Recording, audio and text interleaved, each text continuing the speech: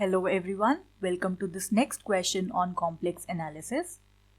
This question is from GATE 2014 and it is of 1 mark. The question is very easy. They are asking what is the maximum modulus of this complex number e to the power z square, where the limits are given to be these. So let us solve this question. In order to calculate the maximum modulus, we need to determine the modulus of this function first, right? So we first need to determine what is this.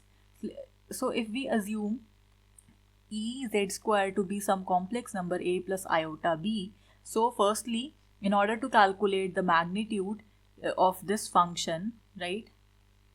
So we should calculate a and b. That means we are looking for something of this sort. So let us first simplify this. Let us substitute x is equal to x plus iota, z is equal to x plus iota y. So from here we would have e to the power x plus iota y whole square, right? So we can open up this square quantity. So we would have x square minus y square plus 2 iota times 2xy.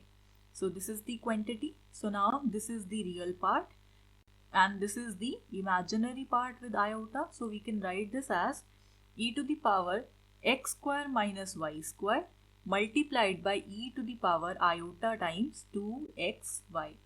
So now we have this formula e to the power iota theta. We can write this term as cos of theta plus iota sine of theta.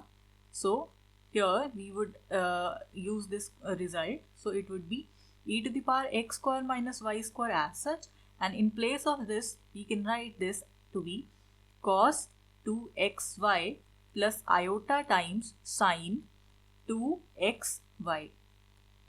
So this is the thing, right? So here we can write the part, we can separate these two parts. So we would have e to the power x square minus y square multiplied by cos of 2xy, and then plus iota times, we can write this to be e to the power x square minus y square multiplied by sine 2xy. So now can you see this part over here? This is the real part, and this part over here, this is the imaginary part. So in order to take the modulus, what we need to do, we need to square the real part. So that would be e raised to power 2 into x square minus y square, and this the square of this cos term, so cos square 2xy, plus we need to take the square of this imaginary term. So it would be again be e to the power 2x square minus y square, and then the square of the sine term, sine square 2xy. So this is the modulus. So here we can take e to the power 2x square minus y square common. So we would be left with cos square 2xy plus sine square 2xy. Now because the angles over here are same, that is they are equal to 2xy, so we have this thing to be 1. So we are only left with e to the power 2x square minus y square. This is the modulus square, right? If we are calculating the modulus, so this whole thing square root, because the formula over here was square root of the real part square plus imaginary part square. So we would take the square root of this whole quantity. So in effect we are left with e to the power x square minus y square only.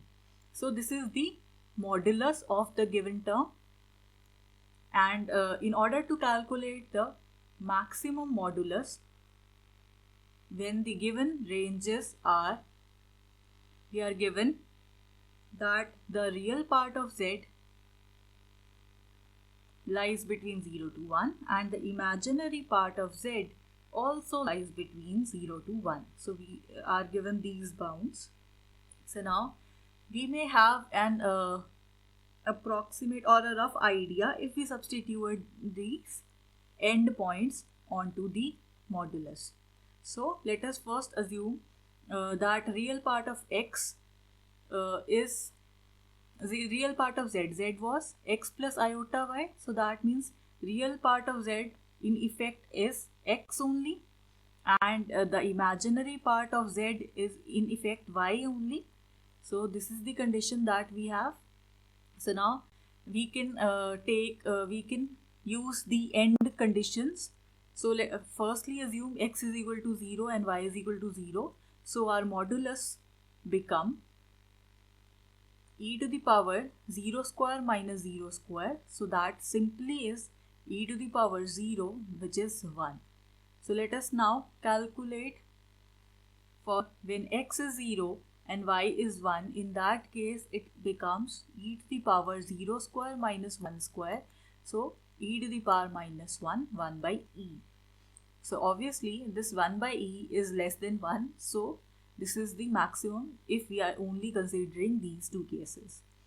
If x is 1, y is 0, in that case we would have e to the power 1 square minus 0 square. So that would be e to the power 1, which is e. And lastly we'll substitute x is equal to 1 and y is equal to 1.